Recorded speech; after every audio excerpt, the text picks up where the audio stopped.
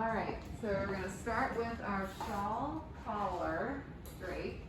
This is gonna be an intensive one. It's definitely more intermediate than the convertible collar. Our front panel should be that 24 inches wide by 36 inches long. It's longer than the back because we have to have that extra amount of fabric to wrap around the neck and create that shawl.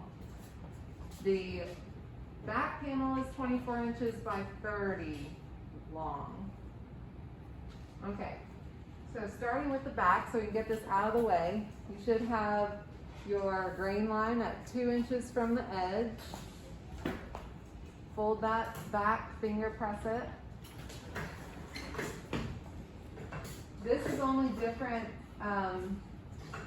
because one, I'm getting rid of an inch of our width on here just to get rid of it.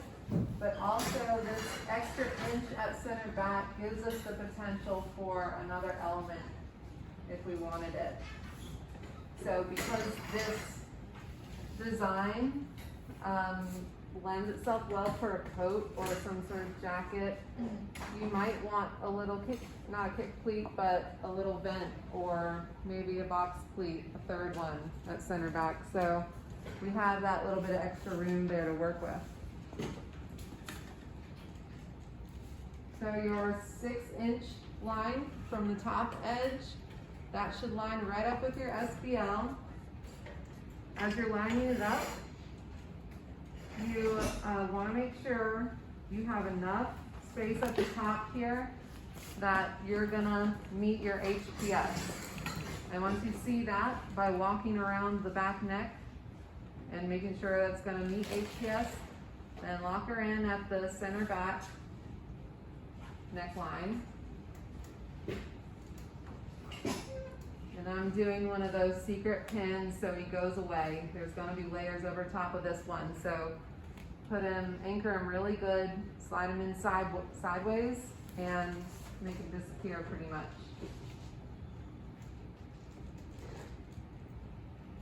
Then I'm gonna get the rest of my center back grain line in place.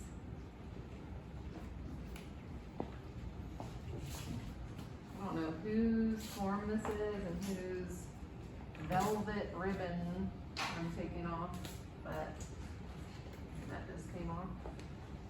I don't think this is anybody's that still goes here, so. So all you really need is one at the top, the center back neckline, and then a double pin at the waistline. And also one below that too would be good with a double pin. I don't much care for these dress forms that have like a real butt on it. You know? 2 pins in the butt? Yeah. That's just gonna hold it in place there. We don't, it's not gonna bother anything too much. We're gonna do a little bit of work on this up at the shoulder and neckline area, and then we're gonna start on the front.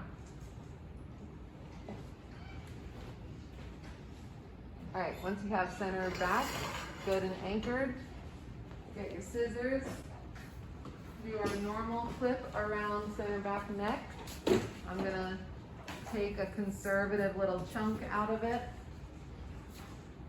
and then I'm gonna slash into it, getting right pretty dang close to that neckline seam.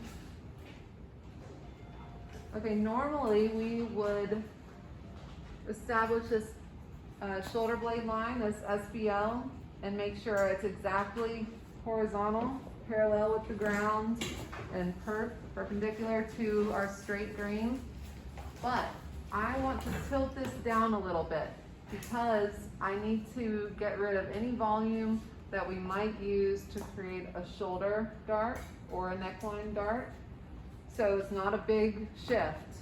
And look how you get different cones. We're gonna do the same thing on the front, but when you shift your line a little bit off of your SBL, you can't see the one on here, but because there's no tape on this form, but if you were to shift the end of it a little bit below, you get a cone that is higher or bigger in volume. And if you shift it upward, the volume goes away and you get a closer fit, right? We do not want that cone to pass our SBL. This is the biggest part of our back, and we're not putting any curved darts in here. You would need a curved dart to fit that around this bigger part of your back, the SBL. So make sure that your cone isn't passing this line right here, which means that you're just dropping it like 1/8 of an inch off of your SBL. So drop it 1/8 of an inch below where you would normally have it. This ensures this shoulder is nice and flat, nice and smooth, with no shaping elements, no darts there. Once you get that, lock in your HPS for your back. I'm going to put a secret pin in there so it goes all the way, gone. Do the same for your shoulder, end of shoulder. All right, locked in. And double check that you don't have this volume passing your SBL right here. It's happening all down here. It doesn't go past this SBL line. Okay, so now we just need to record this information and get this out of the way. Then we can start on the front. That's all we need to do with the back right now.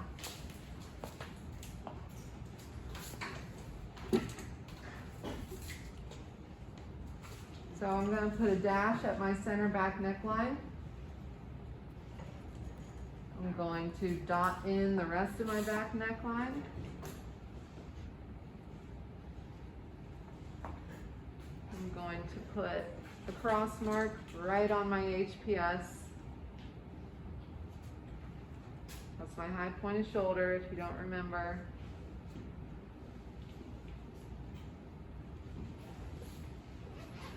One cross mark right on my princess and shoulder seam intersection.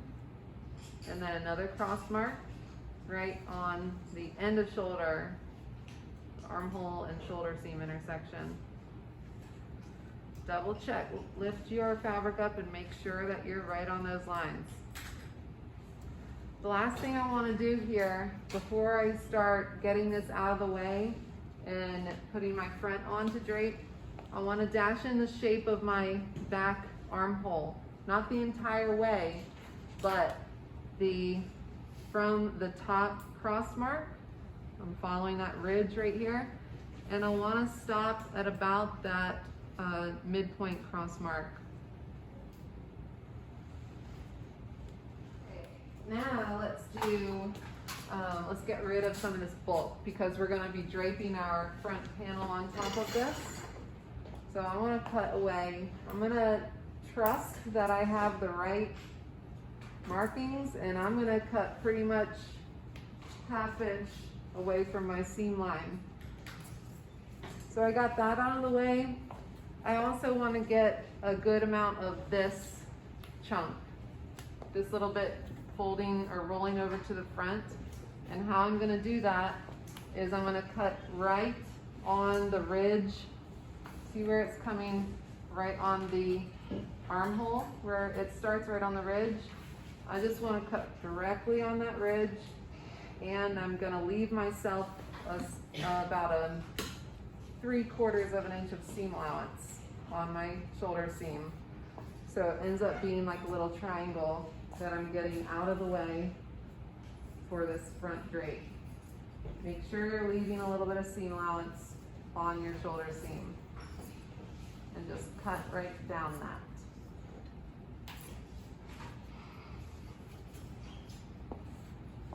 All right, and then it should look like this. I have it out of the way of the front armhole shape, and I have the excess cut off the shoulder area, but I left a little bit of seam allowance for my shoulder seam. Now, here comes the fun part. Are you guys ready? Yeah. Okay, settle down. So I'm gonna do a little fold twisty situation to get this guy out of the way. Just gonna pin him right here. Not too important, but just to get it out of the way of the front.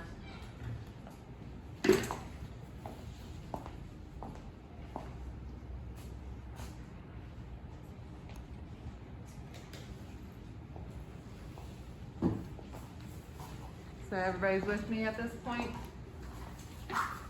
Yes. All right. Haley, you good? Okay. All right, now we're working with our front panel. We have a big old extension here now for center front. We've got 6 inches away. Normally we just have an inch away. We're gonna line this right up on center front, and then we have all of this huge amount, 17 inches you should have. You're gonna line that 17 inch right on the bust line and hit that straight grain mark you made right on the center front line.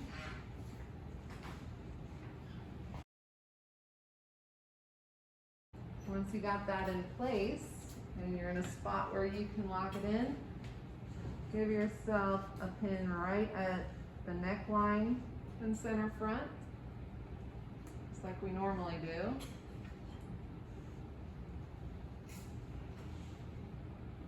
I'm going to do a secret pin here. He doesn't have to be secret, he's coming out in a second, but it will make sure that it doesn't shift around. And then your next pin on here should be your break point. If you're finishing setting up your center front line. So imagine a jacket with a single button closure in the front, and we want that button to be right at the natural waist, the smallest point of the waist. And I'm saying for this design, you don't always have to do that, but we're doing a single button right at natural waist. The break point has to be a little bit above that, because that's when our lapel or our roll stops being a roll just to be flat for that button to exist. So put a pin to establish our break point right above the waist tape, about 1/4 of an inch above the waist tape, or maybe even 3/8 of an inch. Because we're gonna have to do a big button, like an inch, a line 40 or something. Can't do a small button for a single button closure, that wouldn't look right. So about 1/4 of an inch or 3/8 right above the waist tape. And I'm talking about the top of the waist tape.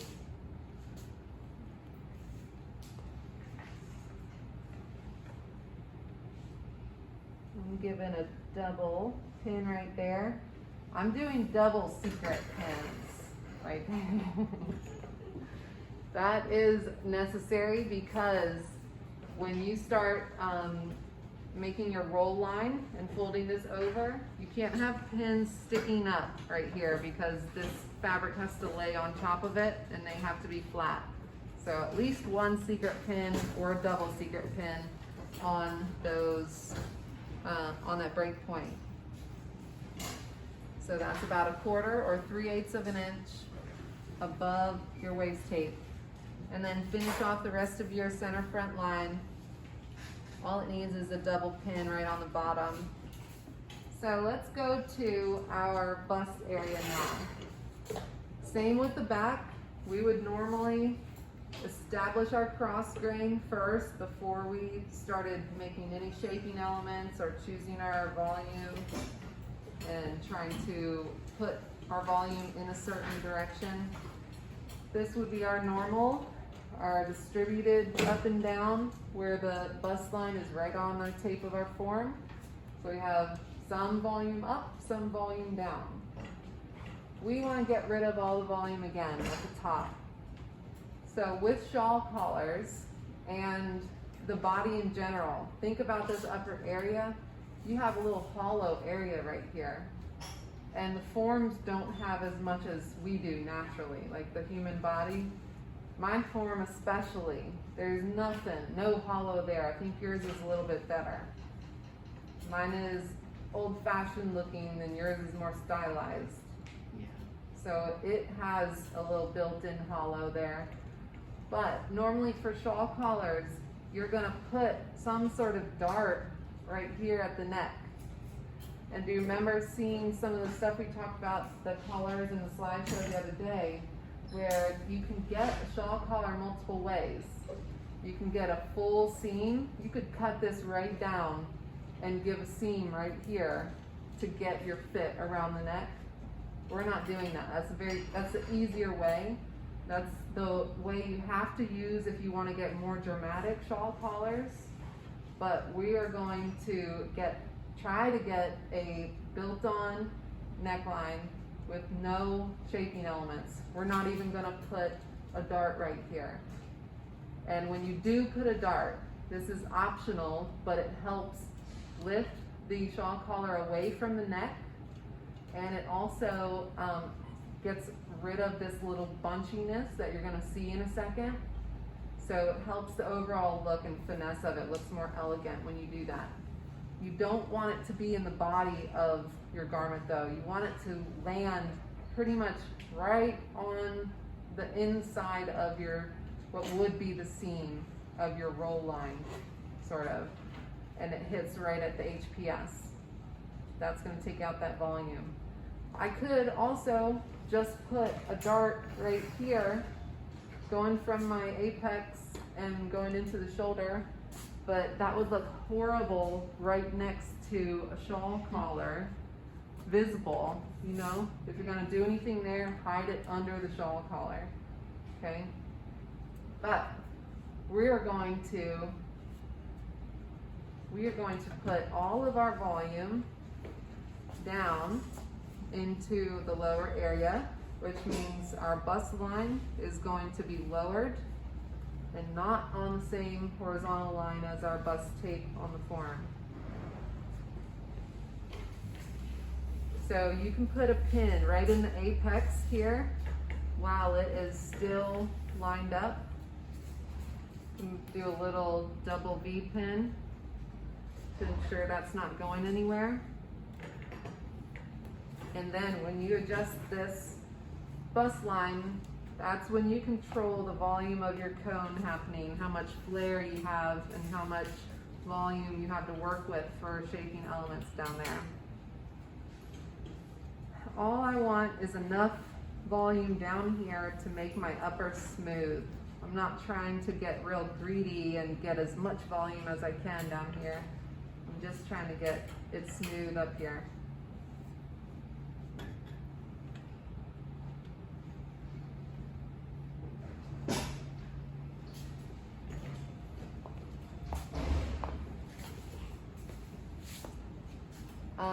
Now, when you're assessing this and you're choosing where that bust line needs to be, you need to at the same time be locking in these points.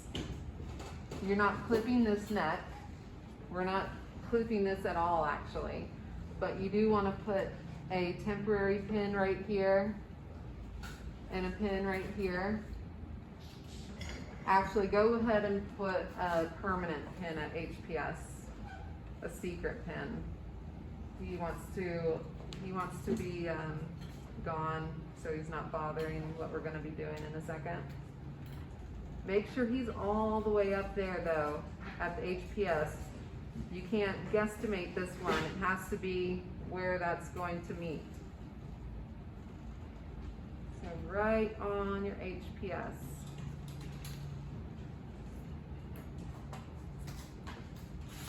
All right. Right on my HPS, secret pin, he's gone away. Now that's held up, he's not going anywhere. I'm going to do the same once I know that my upper shoulder area is all smooth and good to go. I'm going to do the same at the end of my shoulder.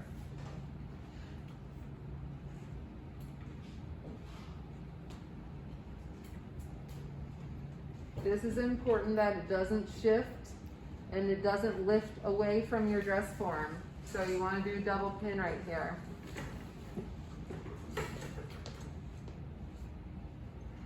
On the end of shoulder, I mean.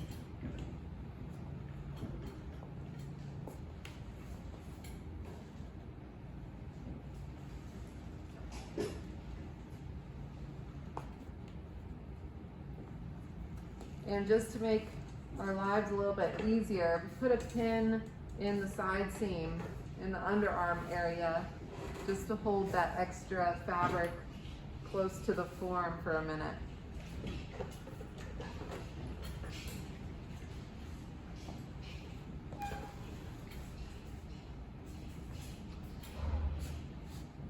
All right, here comes the scary part, you guys.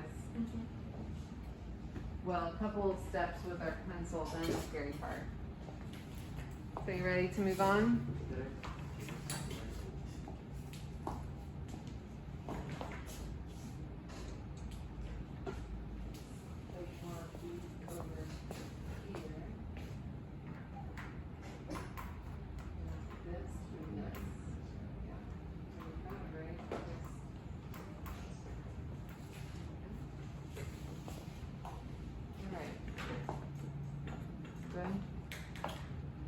Okay, so with your regular pencil, we're going to do some markings now. You want to see where your HPS and your mid cross mark and your end of shoulder cross mark. Get those markings in. And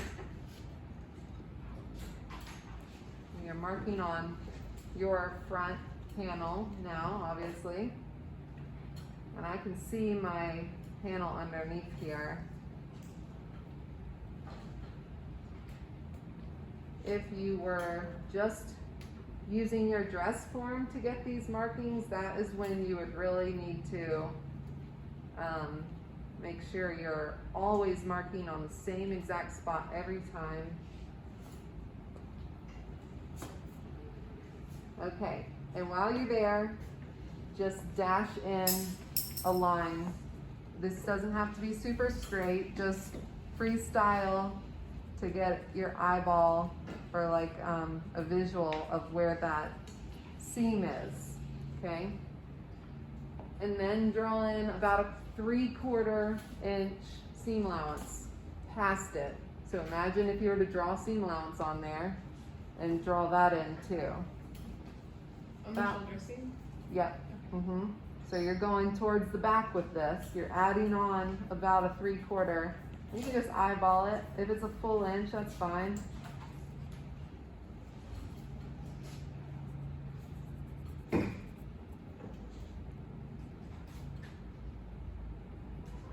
All right.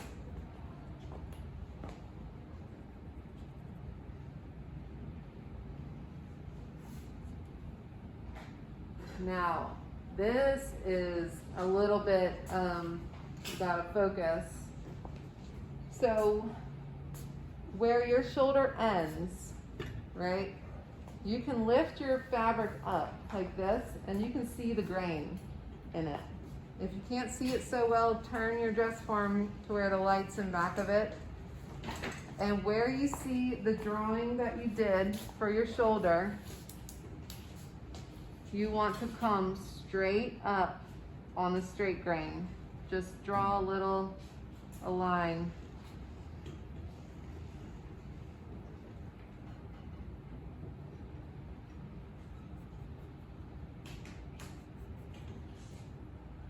So I want to make a note here. We are drawing a line from the shoulder, okay? This is for a very specific reason for this design that we're doing, because we need to keep this extra volume here at the arm, at this armhole element that we're going to be putting in. It's very design specific. For any other shawl collar, you would do that same thing that we just did, but bring your line up from the HPS. Draw that line in, because we're about to flip into that. So for a regular old shawl collar, just right at the HPS, but we want this situation, okay?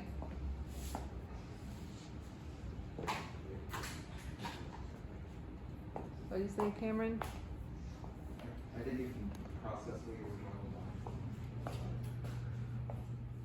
You want to come take a look at it? So you're drawing it right on the seam, the shoulder seam, after making a cross mark at your HPS, midpoint for your princess, and the end of shoulder. And I dotted in that line. It's just freestyle. You don't have to worry about it being too straight. Then there's a 3/4 inch seam allowance that I slapped on there because we need that seam allowance still. We're gonna cut on this line and we're gonna cut on this line, okay? All right, now that you have that, you should have this line drawn in now. It's coming right up straight grain from your end of shoulder. Mine's pretty light. You can't see it that well. I'll draw it in better with this pen. So I'm checking out my end of shoulder marks, and I can see my straight grain is right here. I'm going to travel all the way into there to clip it. I'm only clipping to my seam allowance though. I'm clipping down to my seam allowance, and we're going to make a hard left and clip on the seam allowance line. When you get close to the HPS point, you want to clip almost to it, but back off like a couple millimeters, okay? So we're going to travel down this seam allowance. I'll do it right now, and really be sure that you're doing the right thing, because you got to start over. Well, I guess you have another chance still after this cut. If you were doing it wrong right at the HPS, that's what matters. So I'm cutting, and that's right to the seam allowance edge. So not cutting to the seam, but the seam allowance. Right? Cutting right down to the seam allowance. Then I'm going to come across, trim right on the seam allowance. And try to eyeball where your HPS mark is, and then stop a couple millimeters before it. Don't go to that same mark, that same level that mark is at.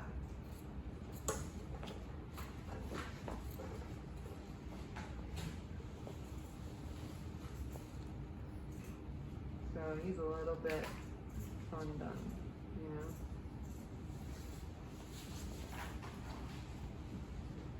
When you get to that point, you have this seam allowance now, and you have this HPS point. We're going to make a diagonal clip into that seam allowance. Same thing. I am going in at a 45-degree angle to meet that HPS cross mark, but I'm going to stay away a millimeter or two so I don't fully cut him. If you do cut him, that's fine. Just try not to, because you have a little bit of safety room there. And when I say little, I mean little, like a millimeter.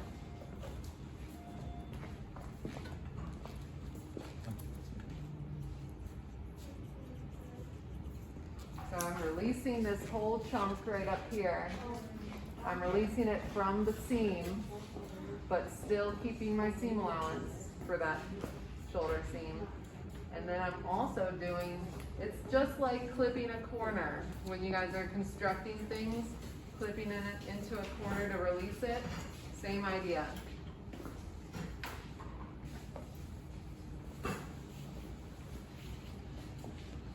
I guess technically we could go ahead and cut away this center chunk right here. Maybe we should, because I feel like that's where a lot of the confusion came from in last section.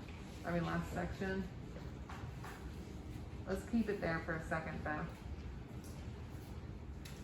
All right, so now we have this already anchored at HPS.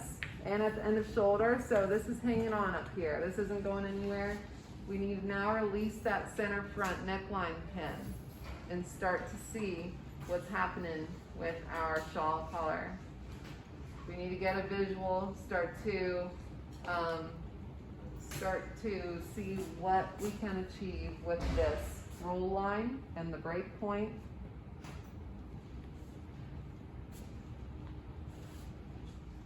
So at this point, I just want you to see what the properties you have going on here. So this is your roll line, right? When you fold it back, here's our roll line going all the way around our neck. Here's our break point where we have a solid anchor. The shawl collar will be flat up against the body here, and then it will have a rise in the back, okay? So you have underneath here, you'll start to see what I'm talking about, this little bit of fabric, and it almost wants to make a dart by itself. He's almost doing it automatically, this little chunk.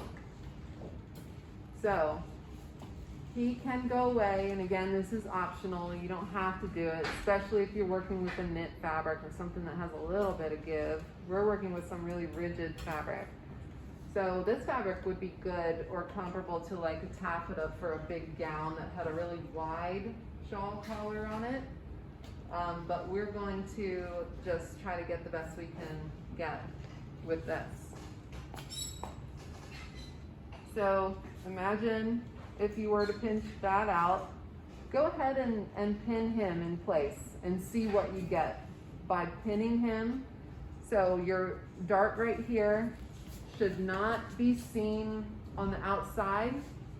If you have your roll line right here, okay, fully extend your roll line how it's supposed to be from our HPS to our natural waist. And you should not see anything having to do with the dart on your roll line. You should also not see anything with the dart on the other side if you were to shorten this lapel width.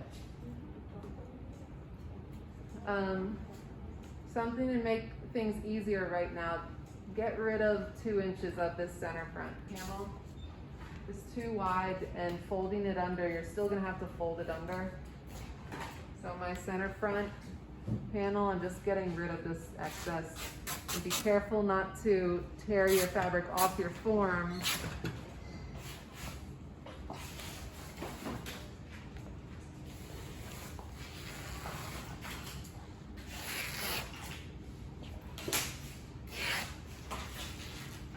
And just take a couple seconds to play around with this fabric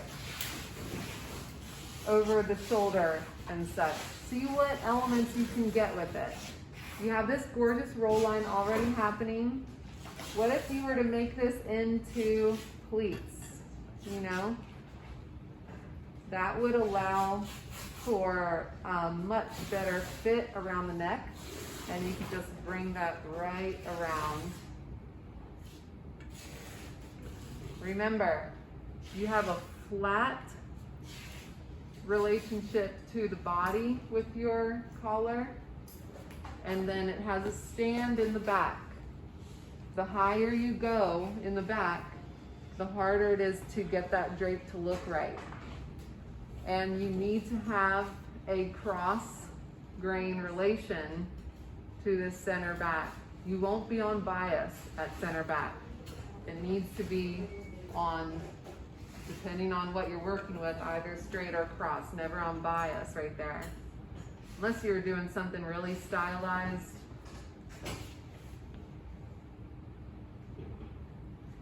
But so you can have something nice like that. That's a little elegant where it's all folded up on itself.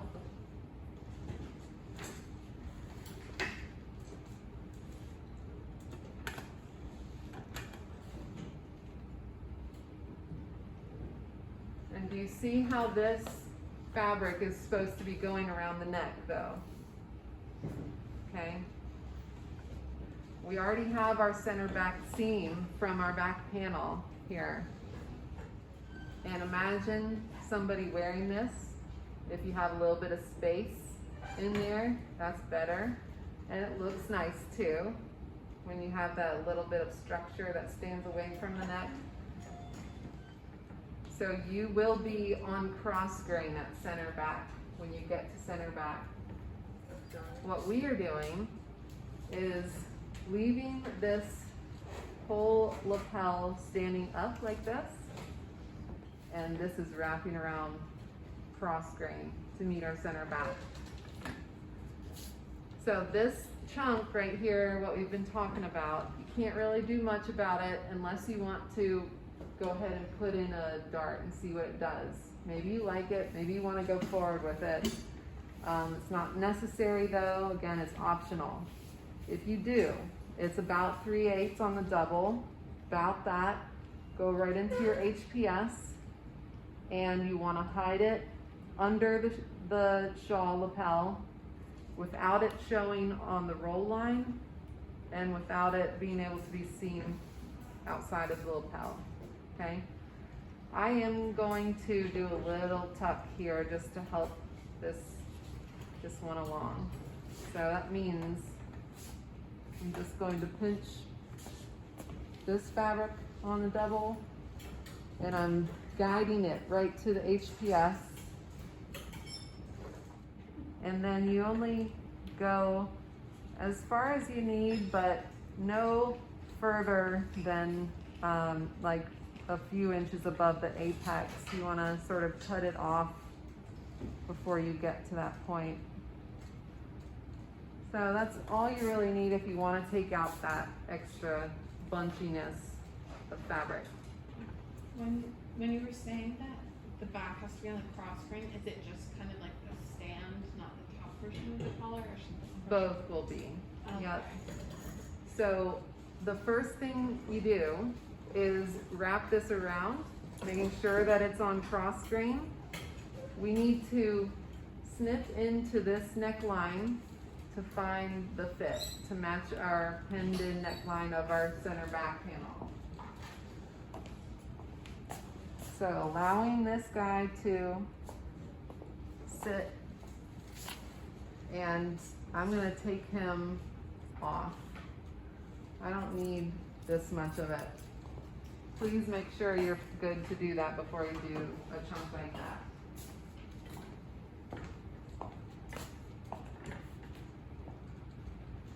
Now I can see underneath where my seam is, and I'm gonna start clipping pretty close to that. It's much better to do safer than taking off big old chunks and then not having anything left, obviously. So go slow until you walk yourself around.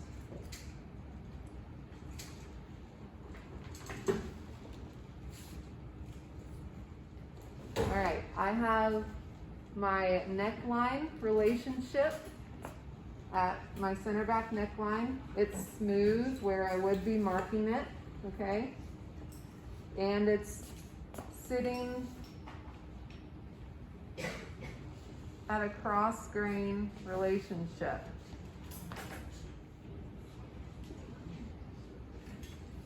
And it's a really good idea to go back and forth before clipping even.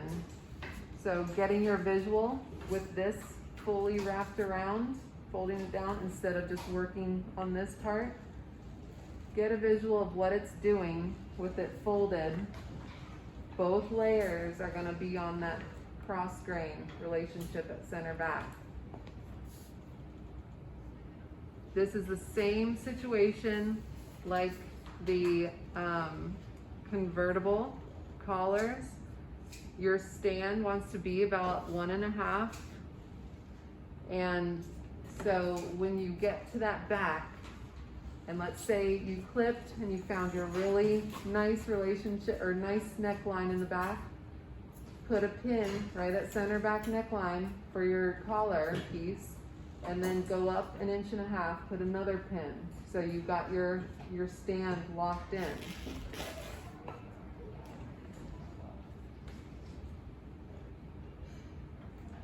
it also really helps if you fold under your edge to get this to act happy.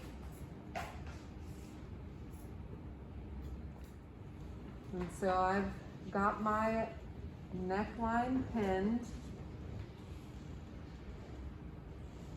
We are eventually going to be drawing the shape of our lapel in, but for visual sake, folding the edge under is good. So this is a nice cross grain on the bias right here. I mean cross grain on the center back, sorry.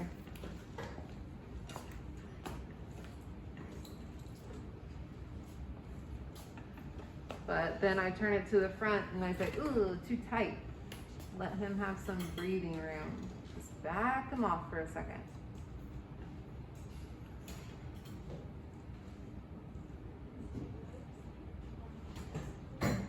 Your outer layer needs to be a little bit bigger than the closer layer that sits against the skin.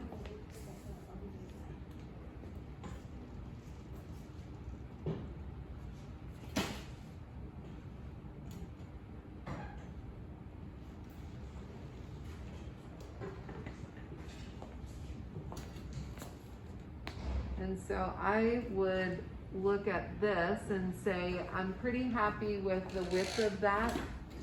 It's hard to get it to lay fully flat like that, and you will, you just gotta zhuzh it back and forth to get this, like, it sort of just looks like it happens naturally, you know, how it wants to live on there. Alright, so shawl collar is good. He can stay out of the way for a second. We're gonna draw him in perfectly later. So our center front and our center back, those are solid in place. I can't pull anything from them, they're good. What I wanna do is get a little pleat or a double pleat, an inverted pleat, right close to princess. It doesn't have to be on princess, especially if you want to go with that more slender trompe l'oeil feel to the design where it's a little bit closer to center front, so it gives the appearance of being more slender. I like to do that, especially because my form at home has particularly wide princess. So I'm going to walk over from center front at my natural waist, and I'm going to just pick up two little sections. Okay, let me put this back.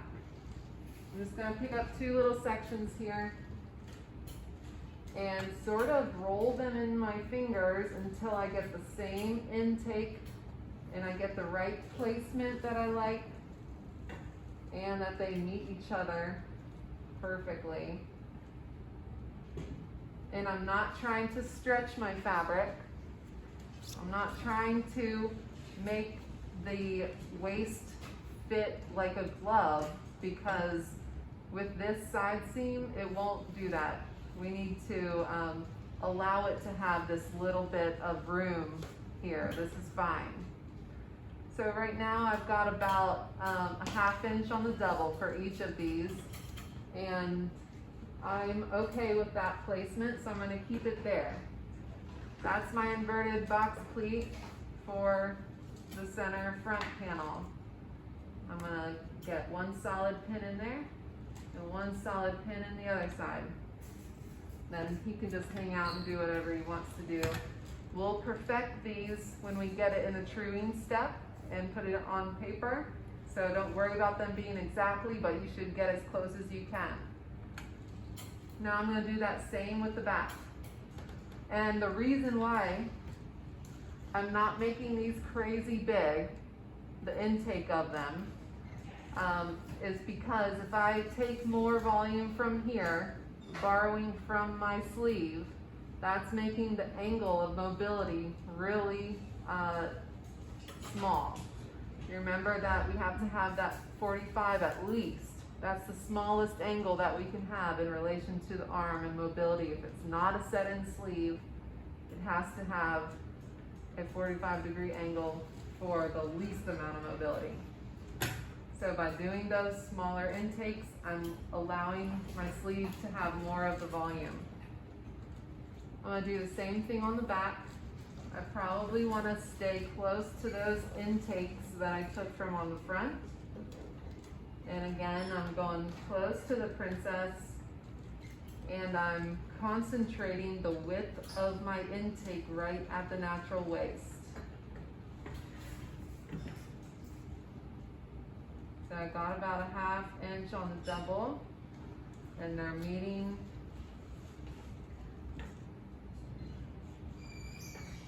So I'm happy with that placement. I'm just going to pin them in place.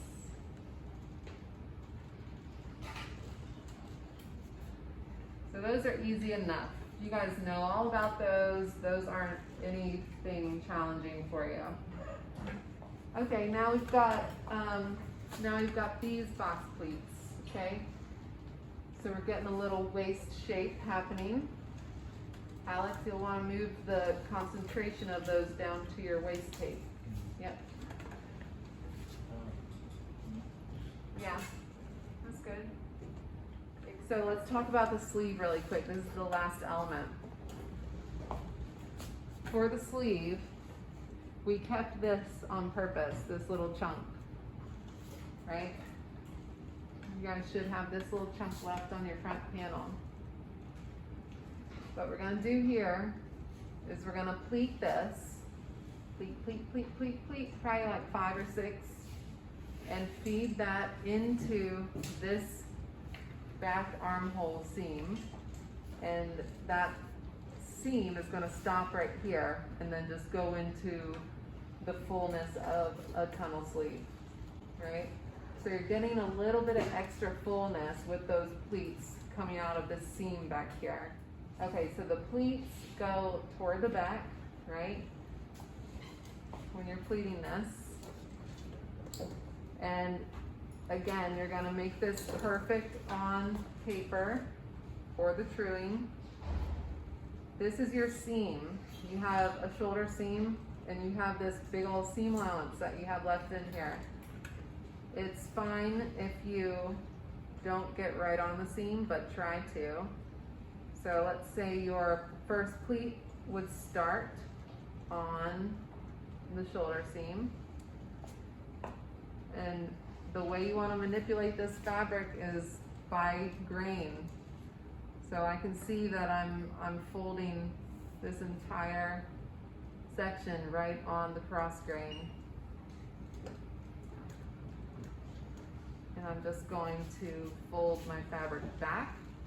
I'm not making these deep intake. It's like maybe a skinny 1/2 inch on the double, obviously, but yours don't have to be that way.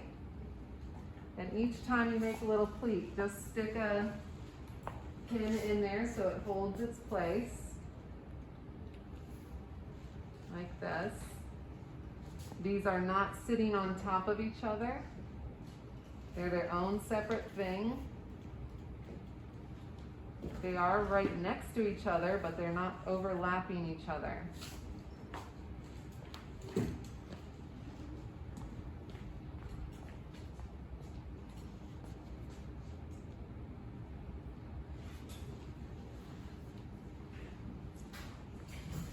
And you gotta fold the direction toward the back. When you do it toward the front, it will not look right for this. Oh, so we shouldn't do box pleats. What do you say? We shouldn't do box pleats. I wouldn't do box pleats if it was something that was going to be distributed on both directions over the shoulder seam, then I would. But since it's starting at the shoulder seam and going back, I would only let the volume fall down back with it instead of trying to fight it.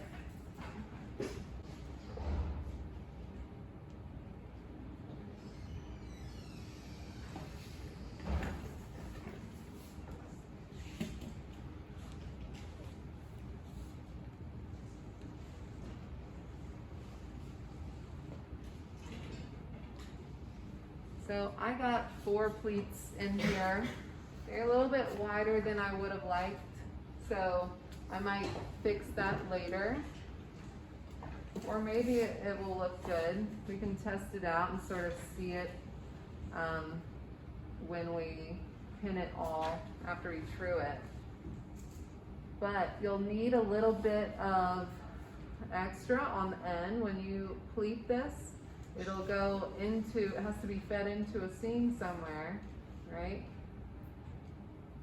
So you will be feeding it. If you tuck this back panel excess under the front, if it's not already tucked under there, that will allow you to place this pleated section right where it needs to go. And then when I pin this pleated section that you're working on right now, when I pin it to that drawn in armhole that we did at the very first, I'm not going to be pinning to the dress form. I'm going to just pin it to the under layer of fabric, which is the back panel. I'm positioning the edge of my pleats right on that dashed line that I drew in for my armhole shape. And I'm pinning fabric to fabric. This is going to give me an idea of where this seam will be now for my rest of my sleeve. Okay, so it should look something like this at this point.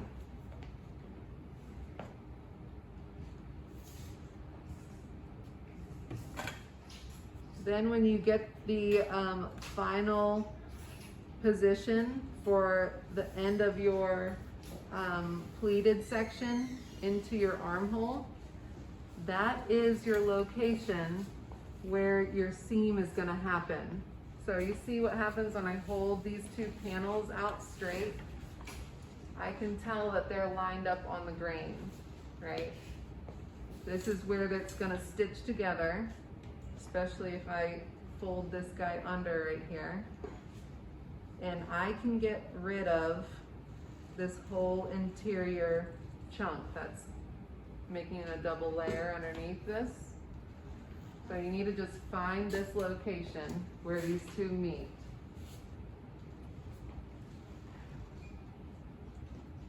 So what you're basically trying to do there is see where your seam is going to be to join these two pieces, and then you can cut away the extra that's inside, right? And give yourself a mark, both straight and cross. I can say right here is where it would stitch together. So I know that I need to cut a little bit above that. And right here is the length of my sleeve, so I can get rid of all that extra. So boom and boom.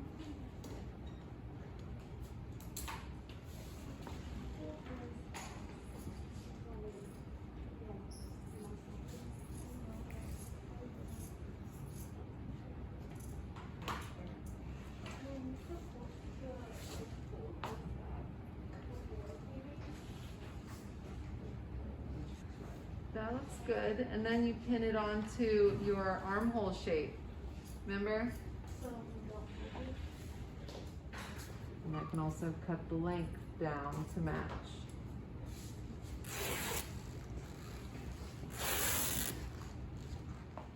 The very last thing, after you get this sleeve finished and do a light pin for this, making sure that he's living about how he's going to live when he's sewn up. And then side seam is really easy. We are walking both of our waists for front and back until we find that side seam on our dress form. So I'm trying to get it as good of a fit as I can without stressing out the fabric. And I want this to meet right at the side seam.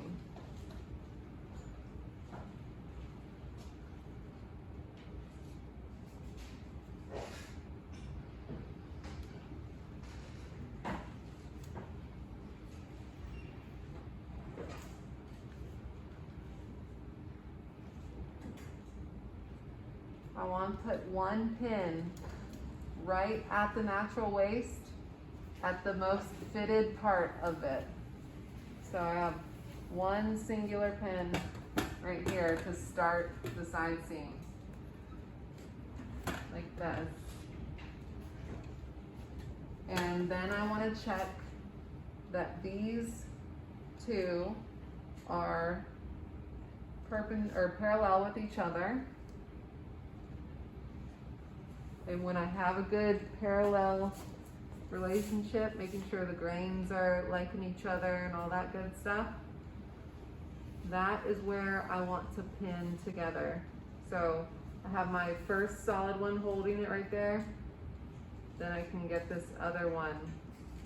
Visualize, I want it to be about this wide, I guess. My sleeve, I think that's a good width for this. So I put one in here.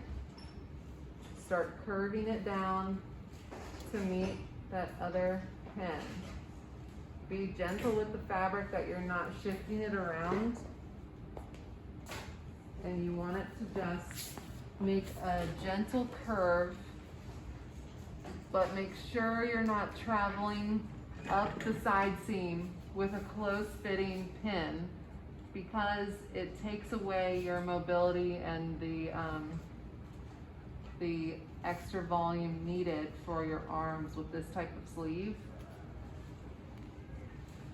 So I can then draw in my side seam shape just with that, okay?